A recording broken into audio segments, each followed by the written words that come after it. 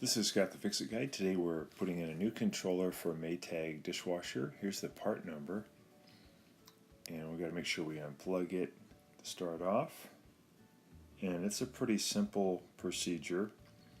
We're going to be using a Torx 15 driver to remove 6 screws. So 2 here in the corner. Then 2 over by the door lock, and then 2 on the other side, and that's it. It's all the screws that we have to remove, and we can get the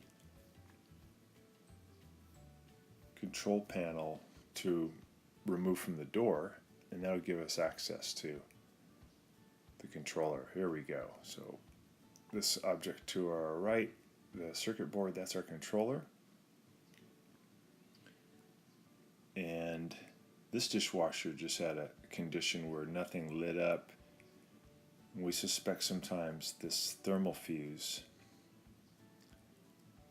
And it's good you can use a multi-tester just to see if it has continuity. If it's the fuse, it's really easy just to pop a new one in.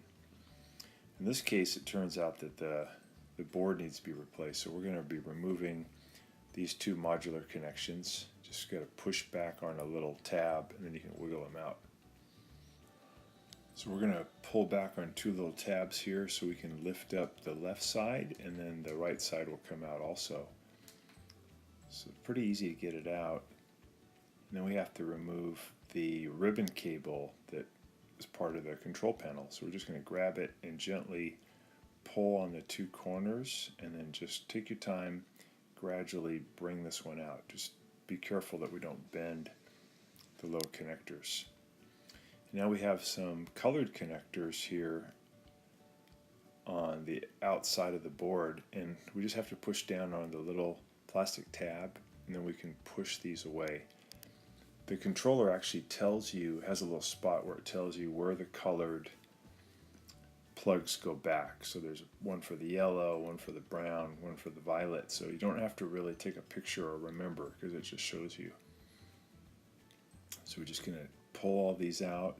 Just, again, take your time. You can use a little standard head screwdriver sometimes, makes it easier. So here's the old board. Again, it shows you which colors, where to put the wires back. So now we're going to look at the new board and put the colored wires back in first.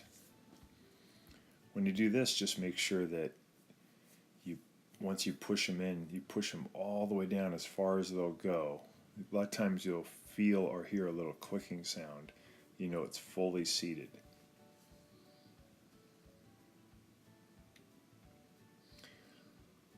When a dishwasher doesn't start or doesn't light up as it should, sometimes it's the controller and sometimes it's the control panel. One way you can test it is if you remove the ribbon cable and you hook everything back up but with the ribbon cable removed, and then you start the dishwasher, you give it power. If it starts up and does a drain cycle and starts to do its normal thing, that's an indication that the controller is okay and the control panel is the culprit. That's just a little way to test. I think it's probably more common that the control panel fails because the little buttons get shorted out by steam over the years. But every now and then the controller can be the culprit too. But that test will help you determine. You just remove the ribbon cable, put it all back together, and if it starts, that's an indication that the controller is okay and the control panel was the problem. So we got it locked back in, all the wires are back, and then we're just going to put it back into position and then install those 6 screws. The one we're putting in is actually a rebuilt one, or reconditioned. Someone sent the core in and they replaced a couple of the components, so it can save a little bit of money that way.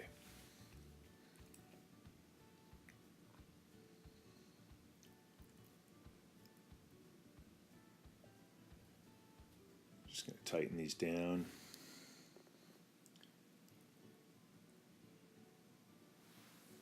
But putting in a new controller, this whole procedure will probably take you 20, 30 minutes max.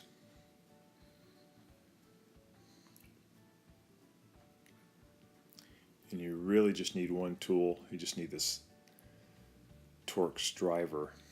These are kind of unusual fasteners, so you have to get a Torx driving kit to be able to do it. But any hardware store will have it, or you can get them online.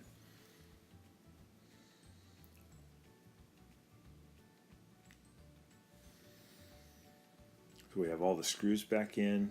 We're going to close it, give it power again. Just either plug it back in or turn on the breaker.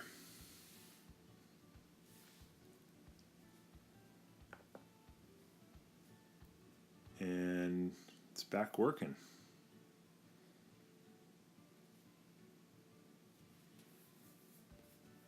Got a new dishwasher working correctly again. So thanks so much for watching, and please subscribe.